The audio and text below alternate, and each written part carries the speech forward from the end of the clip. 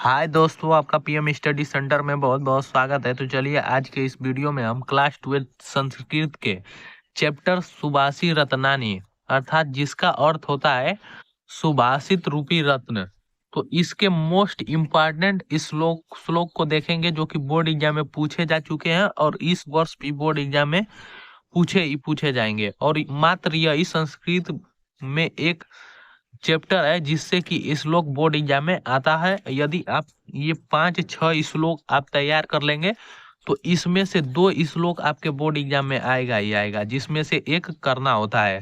तो चलिए आज के इस वीडियो को शुरू करते हैं। और यह श्लोक का बस संदर्भ और अनुवाद करने के लिए देता है। इसके लिए आपको बोर्ड एग्जाम में 7 अंक मिलता है। 2 अंक हमारे संदर्भ पर, 2 अंक संदर्भ पर मिलता है, जबकि 5 अंक इसके अर्थ को लिखने पर मिलता है। तो अर्थात 7 अंक हमें श्लोक का संदर्भ और अनुवाद करने पर बोर्ड एग्जाम में अंक मिलते हैं। तो चलिए आज के इस वीडियो को शुरू करते हैं। और 7 अंक पाना बोर्ड एग्जाम में बहुत मुश्किल का काम होता है। तो हमारा पहला श्लोक रहा कि सुखार्थी न कुतो विद्या कुतो विद्यार्थी न सुखम, सुखार्थी वा त्यजेद विद्याम विद्यार्थी वा त्यजेत सुखम। अर्थात इसका अर्थ हो गया सुखार्थी न कुतो विद्या कुतो, सुख चाहने वाले को विद्या कहाँ, विद्यार्थी न सुखम, और विद्या चाहने वाले को सुख कहाँ। तो इस पहले वाले लाइन का अर्थ हो जाएगा कि सुखार्थी न कुतो विद्या कुतो विद्यार्थी न सुखम, अर्थात सुख चाहने वाले को विद्या कहाँ और विद्या चाहने वाले को सुखम, सुख कहाँ। सुखार्थी वा त्यजेत विद्याम विद्यार्थी वा त्यजत सुखाम, अर्थात सुख चाहने वाले को विद्या का त्याग कर देना चाहिए, जबकि यहाँ पर विद्या को चाहने वालों को सुख का त्याग कर देना चाहिए। तो इसका पूरा अर्थ हो जाएगा इस श्लोक को कि सुखार्थी न, सुख चाहने वाले को विद्या कहाँ तथा विद्या चाहने वाले को सुख कहाँ। अर्थात जो सुख चाहते हैं उन्हें विद्या का त्याग कर देना चाहिए, जबकि जो विद्या चाहते हैं उनको सुख नहीं मिल सकता। तो सुख चाहने वाले को विद्या कहाँ और विद्या चाहने वाले को सुख कहाँ।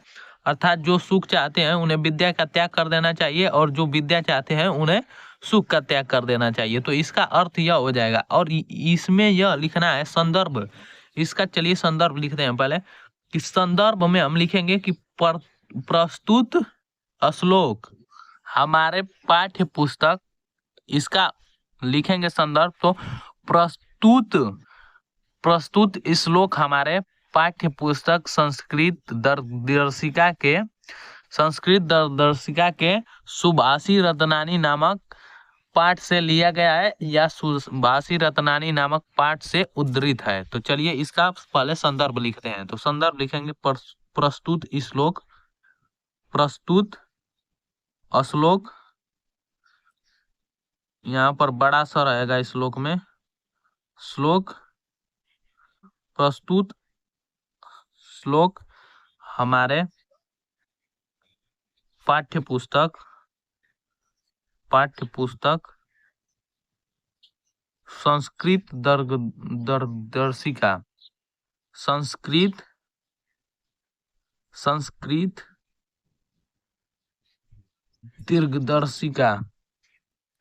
दीर्घदर्शिका।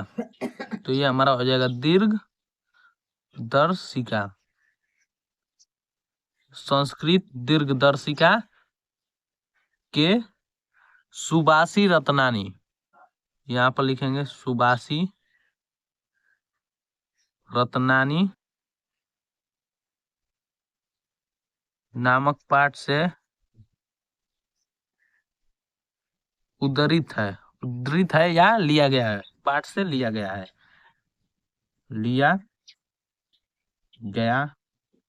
है। इसमें इसका कोई लेखक या कवि नहीं होता है। तो यहाँ पर लिख देंगे संदर्भ में कि प्रस्तुत श्लोक हमारे पाठ्य पुस्तक संस्कृत दर्शिका के सुभाषी रत्नानी नामक पाठ से लिया गया है। यहाँ पर सुभाषी रत्नानी को आप इन्वर्टेड कामा में कर लीजिएगा। तो हमारा संदर्भ यही हो गया है। यदि आपके बोर्ड एग्जाम में श्लोक का संदर्भ और अनुवाद करने के लिए आएगा तो प्रत्येक श्लोक में संदर्भ यही लिखाएगा कि प्रस्तुत श्लोक हमारे पाठ्य पुस्तक संस्कृत दर्शिका के सुभाषी रत्नानी नामक पाठ से उद्धृत है या लिया गया है। अब चलिए इस श्लोक का हम अनुवाद करते हैं कि इसका अनुवाद क्या होगा। तो मैंने इसका अर्थ अभी बताया था कि सुख चाहने वाले को विद्या कहाँ और विद्या चाहने वाले को सुख कहाँ। अर्थात जो सुख चाहते हैं उन्हें विद्या का त्याग कर देना चाहिए, और जबकि जो विद्या चाहते हैं उन्हें सुख का त्याग करना पड़ता है, ये कर देना चाहिए। तो इसका अनुपात हो जाएगा कि सुख चाहने वाले को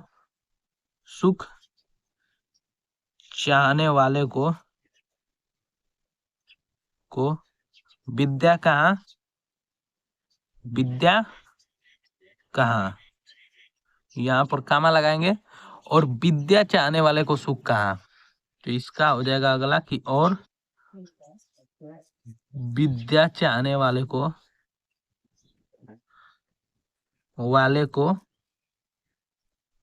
सुख कहाँ।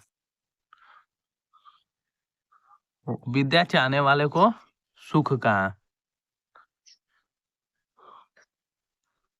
सुख कहाँ। अतः यहाँ पर पाई दे देंगे। अतः सुख चाहने वाले को विद्या का त्याग कर देना चाहिए और विद्या चाहने वाले को सुख का त्याग कर देना चाहिए। अतः विद्या चाहने वाले को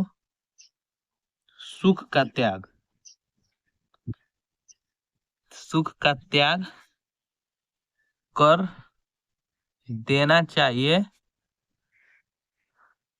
और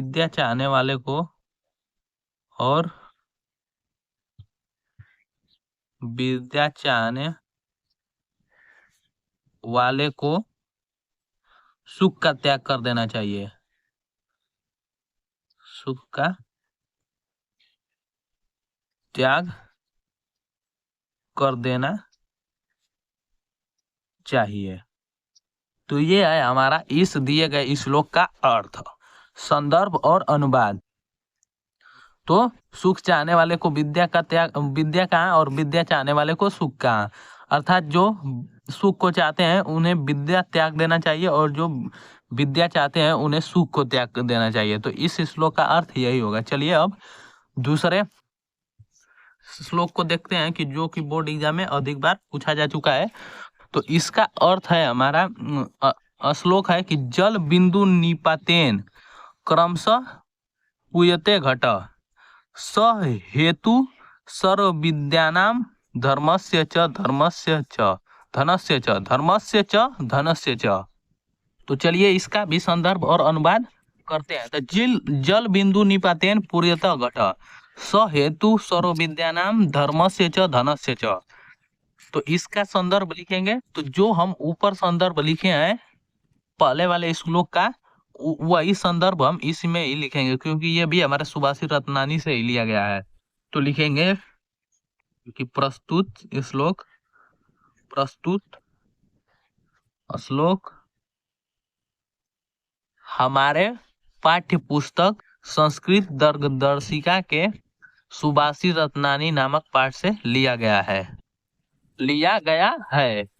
तो इसका अनुवाद यह हो जाएगा इस श्लोक का कि जल बिंदु निपातेन क्रमशः पूर्यते घट।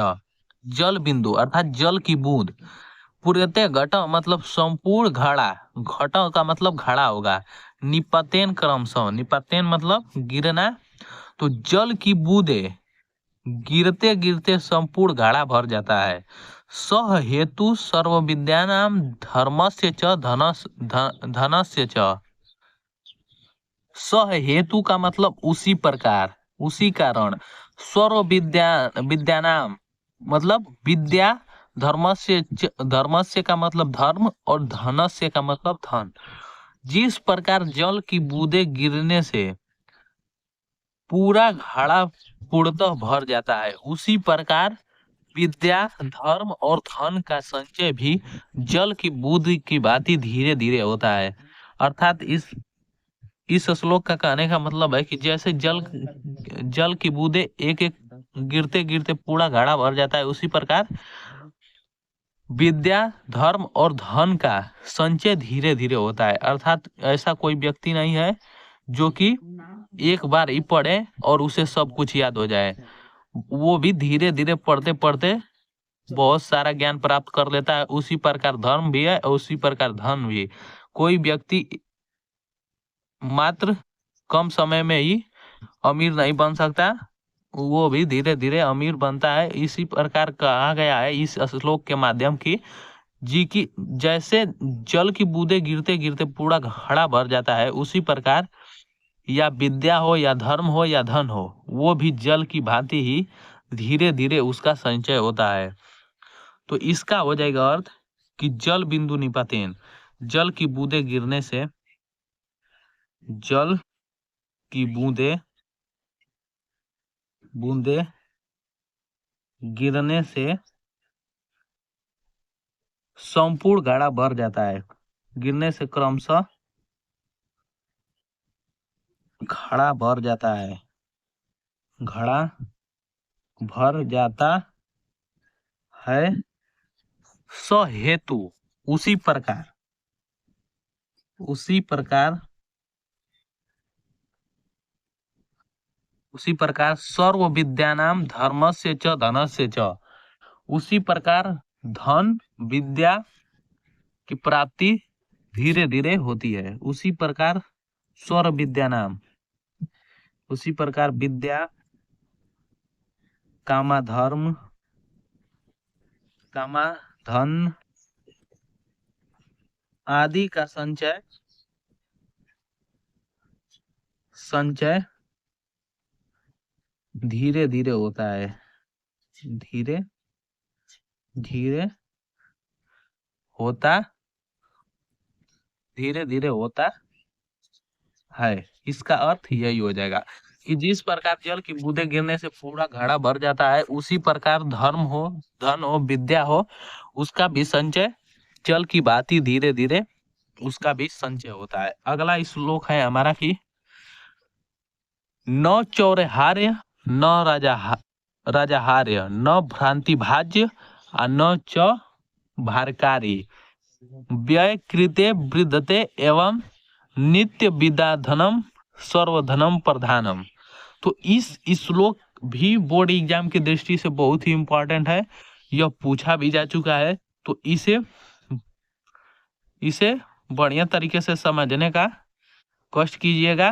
तो इसका संदर्भ वही लिखेंगे जो कि ऊपर वाले श्लोक का लिखे हैं कि प्रस्तुत श्लोक हमारे संस्कृत दर्शिका के सुभाषी रत्नानी नामक अध्याय से लिया गया है। इस श्लोक का अर्थ हो जाएगा कि न चौरहार्य न राजाहार्य, न तो इसे चोर चुरा सकता है और न तो इसे राजा छीन सकता है।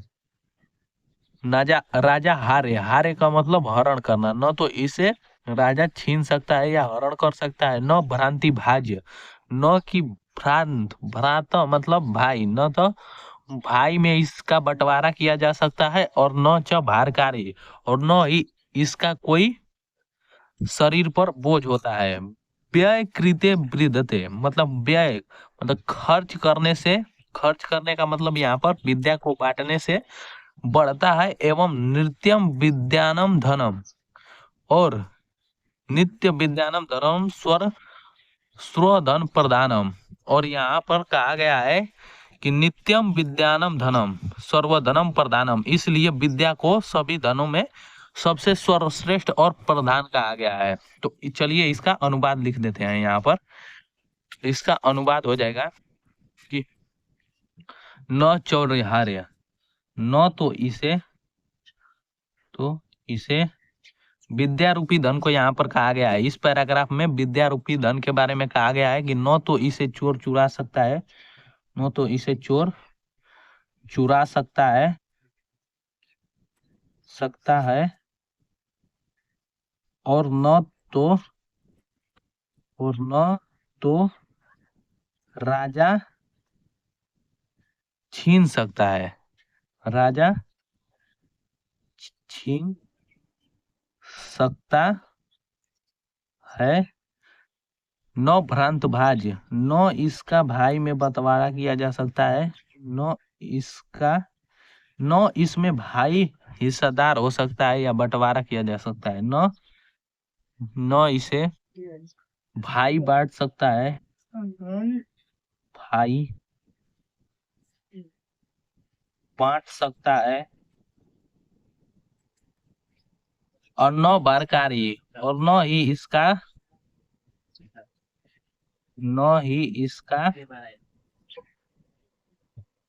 शरीर पर कोई बोझ होता है, शरीर पर बोझ होता है।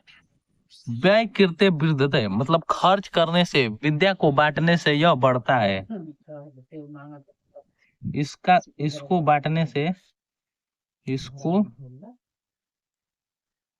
बांटने से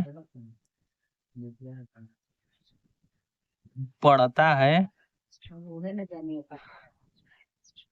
एवं नित्यम धनम सर्वप्रधानम, इसलिए इसलिए विद्या को सब सभी से या सभी में प्रधान माना गया है, सभी में प्रधान माना गया है। तो इसका संपूर्ण अर्थ हो जाएगा इस श्लोक का कि विद्या रूपी धन न तो चोर चुरा सकता है, और न ही राजा इसको छीन सकता है, न भ्रांतिबाज, न ही भाई इसका बंटवारा कर सकता है, और न चौबारकारी, और न यह बोझ बन सकता है। व्यय कृत्य वृद्धते एवं नृत्य धनम स्वर प्रधानम, व्यय करने से यह बढ़ता है, इसलिए विद्या रूपी धन को सभी में श्रेष्ठ और उत्तम माना गया है। चलिए अगले श्लोक को देखते हैं। अगला श्लोक हमारा रहा कि परोक्षे कार्यहांतरम प्रत्यक्षे प्रियवादिनम वर्जियतादृश्यम मित्रम विस्कुंभम प्योमुखम। तो इस श्लोक का संदर्भ लिखेंगे तो पिछले जो हम इस श्लोक में इसका संदर्भ लिखे थे कि प्रस्तुत श्लोक हमारे पाठ्य पुस्तक संस्कृत दर्दर्शिका के सुभाषी रत्नानी नामक पाठ से उद्धृत है, लिया गया है। तो परच्छे कार्यहार, मतलब परोक्षे का मतलब पीठ पीछे, कार्य को कार्य को नुकसान पहचान, कार्य में बाधा बनने वाला, प्रत्यक्ष प्रियवादिनम, और सम्मुख मतलब मुख के समझ सत्य बोलने वाला, वर्जिते तादृश्यम मित्रम विस्कुंभम प्रियमुखम। वर्जिते तादृश्यम मतलब कि मित्रम मतलब जो मित्र पीठ पीछे वार करता हो और मुख पर बड़ाई करता हो, तो उस मित्र का त्याग वैसे ही कर देना चाहिए जिस प्रकार विष कुंभम मतलब विष से भरे घड़े के मुंह पर, प्यो मुखम मतलब उसके मुंह पर दूध लगा हो।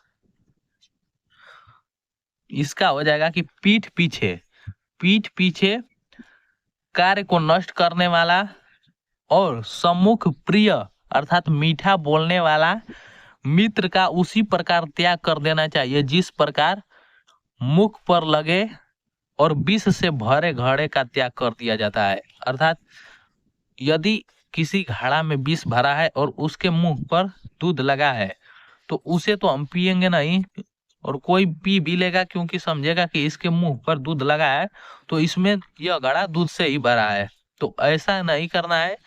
जिस प्रकार विष से भरे घड़े के मुख पर दूध लगा होता है तो उसका त्याग कर दिया जाता है, उसी प्रकार उस मित्र का त्याग कर देना चाहिए जो कि पीठ पीछे वार करता हो और सम्मुख मीठा बनने का प्रयास करता हो। तो इसका अनुवाद हो जाएगा कि पीछे कार्य को नष्ट करने वाला, पीछे कार्य को नष्ट करने वाला, प्रत्यक्ष प्रियवादिनम मतलब नष्ट करने वाला, और और सम्मुख प्रिय पोस्ट में मीठा बोलने वाला, मीठा बोलने वाला वाला मित्र का त्याग, मित्र का त्याग उसी प्रकार कर देना चाहिए, प्रकार कर देना चाहिए, चाहिए जिस प्रकार,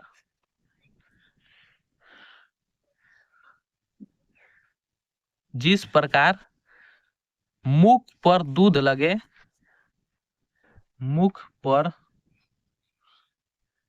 दूध लगे,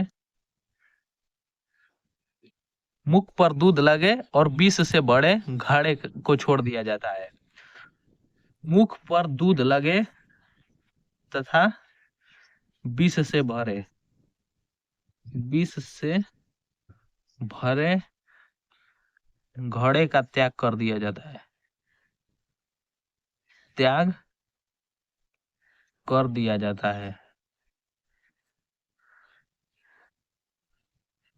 तो पीछे कार्य को नष्ट करने वाला और सम्मुख प्रिय बोलने वाला मित्र का त्याग उसी प्रकार कर देना चाहिए जिस प्रकार दूध लगे, जिस प्रकार मुख पर दूध लगे विष से भरे घड़े का त्याग कर दिया जाता है। चलिए, यह 2023, 19, 17, 14, 12 में पूछा जा चुका है, पिछले वर्ष में ही पूछा जा चुका है ये श्लोक, तो इसे मोस्ट इंपॉर्टेंट मानकर चलिएगा। अगला है हमारा कि विद्या विदानम, विद्या विवादाय धन मदाय शक्ति परेशान परिपीडनाय खलस्य साधो विपरीत मेत्ताज्ञानाय दानाय च रक्षणाय। तो इसका हो जाएगा कि विद्या विवादाय मतलब विद्या विवाद के लिए, धन मदाय शक्ति विद्या विवाद के लिए हो जाएगा, और यहाँ पर धन मदाय शक्ति, यहाँ पर धन घमंड के लिए, शक्ति दूसरों को परेशान करने के लिए, परशुराम मतलब परेशान करने के लिए, परिपीडनाय खलस्य साधो इसका मतलब दुष्ट व्यक्ति, और विपरीत सज्जनय मतलब सज्जज्ञानय मतलब इसके विपरीत सज्जन व्यक्ति जो होते हैं, तनाय मतलब धन दूसरों को दान करने के लिए, और शक्ति रक्षा कमजोर व्यक्तियों को के लिए रक्षा के लिए अपना प्रयोग करते हैं।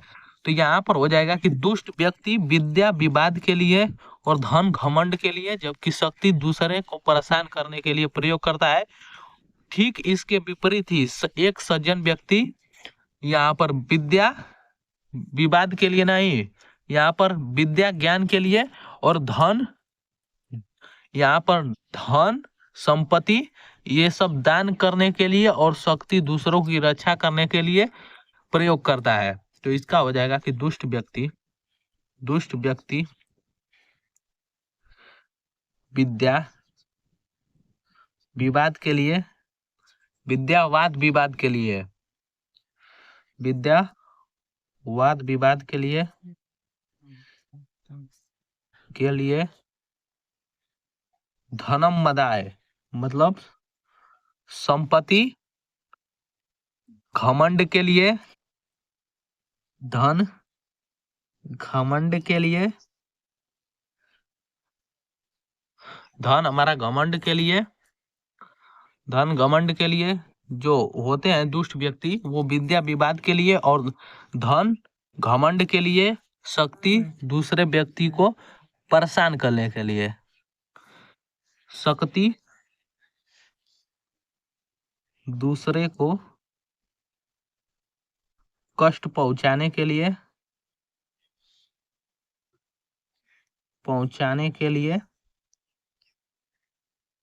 और ये जो दुष्ट व्यक्ति होते हैं वो विद्या विवाद के लिए, धन घमंड के लिए और शक्ति दूसरों को कष्ट पहुंचाने के लिए प्रयोग करते हैं। इसके विपरीत सज्जन व्यक्ति, जो सज्जन व्यक्ति होते हैं वो सज्जन व्यक्ति, यहाँ पर सज्जन व्यक्ति विद्या ज्ञान के लिए, विद्या ज्ञान के लिए, और यहाँ पर धन दान के लिए, धन दान के लिए, और शक्ति हो जाएगा, शक्ति दूसरे की रक्षा करने के लिए, दूसरे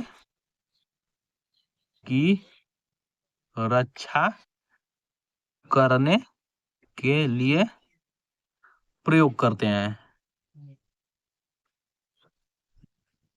तो जो दुष्ट व्यक्ति होते हैं वो विद्या वाद विवाद के लिए, और धन संपत्ति घमंड के लिए, और शक्ति दूसरे को कष्ट पहुंचाने के लिए, जबकि इसके विपरीत जो सज्जन व्यक्ति होते हैं वो विद्या ज्ञान के लिए, धन दान के लिए, और शक्ति दूसरों की रक्षा करने के लिए प्रयोग करते हैं। चलिए बस एक हमारा लास्ट श्लोक रहा इस चैप्टर से, ये भी मोस्ट इंपॉर्टेंट है और बोर्ड एग्जाम में अधिक बार पूछा जा चुका है।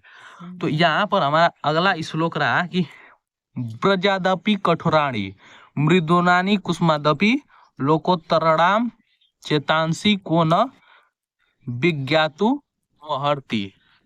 तो ये भी 2023, 2020, 18, 13 में पूछा जा चुका है। पिछले वर्ष में ही पूछा जा चुका है, और मैं जो नहीं पूछता है उसे नहीं लिखता हूँ, जो पूछा रहता है उसी को लिखता हूँ, क्योंकि आप कहेंगे कि ये अपने से ही लिख देता है, सब जो मन में आता है वो तो नहीं।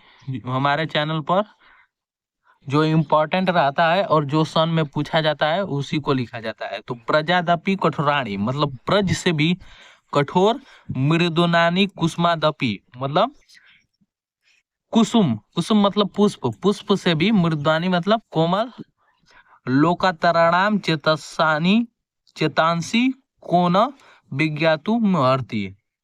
लोकोत्तरणाम ना असाधारण होगा, लोकोत्तरणाम मतलब लोक में जो सबसे भिन्न हो, असाधारण हो, तेजासनी को न विज्ञातु महर्ति। अर्थात इसका अर्थ हो जाएगा कि असाधारण व्यक्ति के हृदय, असाधारण अर्थात महान पुरुषों का जो हृदय होता है वो ब्रज से भी कठोर और पुष्प से भी कोमल, हृदय को भला कौन जान सकता है। तो इसका अर्थ हो जाएगा कि असाधारण, असाधारण व्यक्ति के ब्रजदापि कठोराणी मतलब ब्रज से भी कठोर और